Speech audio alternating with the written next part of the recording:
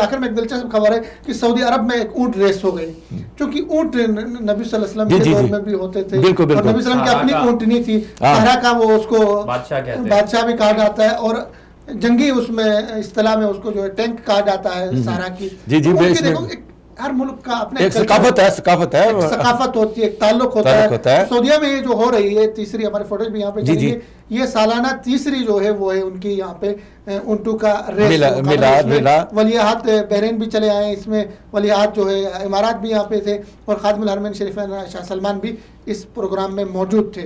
और इसको एक तरह का मुकाबले हुस्न कहा जाता है ऊँटों का, किसका ऊँट ज्यादा खूबसूरत होगा, किसका ऊँट ज्यादा चलेगा। तो ये उनका कल्चर है, इस पर क्या कहेंगे? मैं तो मजे की बात बताऊँ, मैं ये अभी की नहीं वाकया 1981 की बात बता रहा हूँ, आज से 38 साल पहले का वाकया बता रहा हूँ। और अल्हम्दुलिल्लाह मैं सऊदी अरब के बहुत से शहरों, 140 शहरों में मैं गया हूँ।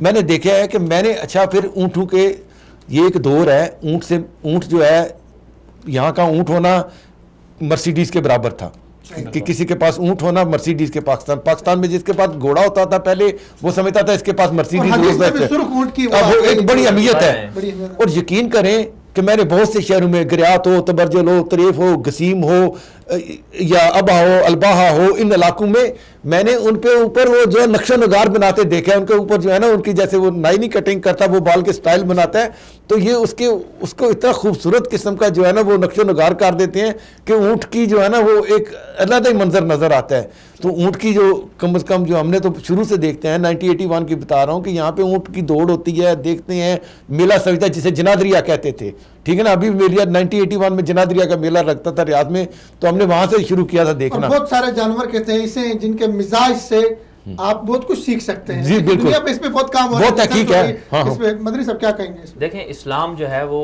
तफरी की इजाज़त देता है, ऐसी तफरी जिसमें शरी चीज़ों का या शरी हुदूद का उनकी खिलाफ वर्जी ना हो, तो इस्लाम तफरी को पसंद करता है।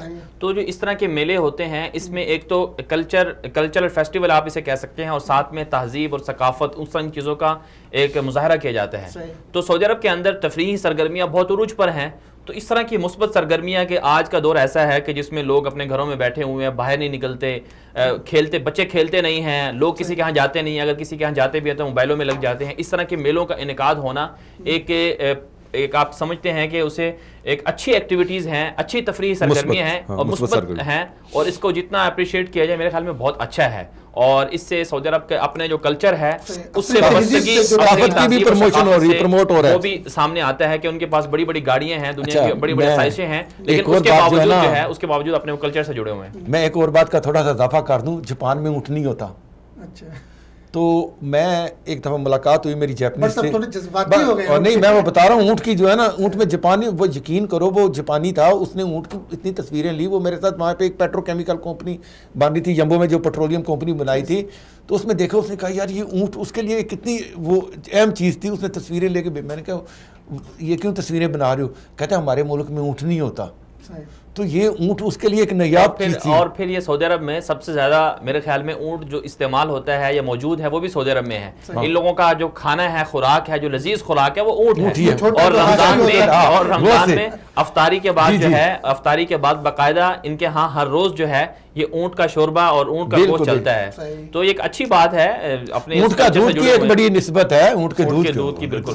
हाँ, ऊँट के दूध के पीने के लिए तो लोग कहाँ से लेके आते हैं, उसकी बड़ी शिफा की बातें हैं। तो बहरहाल अपने कल्चर सकाफत को महफूज रखना चाहिए हर मुल्क का। पाकिस्तान में जो हमारी असल चीजें उनसे जुड़ा रहना चाहिए, क्योंकि जितनी जिद्दत आती जाती है, जदीदियत आती जाती है, तो पुराना जो हुस्न होता है, सकाफत के हुस्न होता है, उससे रिश्ते वाबस्ता होते हैं, उससे अच्छी जो ताल्लुकात आपस में जुड़ जाते हैं, बहुत सारी चीज़ें होती हैं बेशक, तो वो सारी ख़त्म हो जाती है। क्योंकि जिद्दत आ गई जी, वो मशीनों की हुकूमत आ गई, वो मोहब्बतें, वो खुलूस सारा ख़त्म हो जाता है। आप दोनों का बहुत शुक्रिया, आपने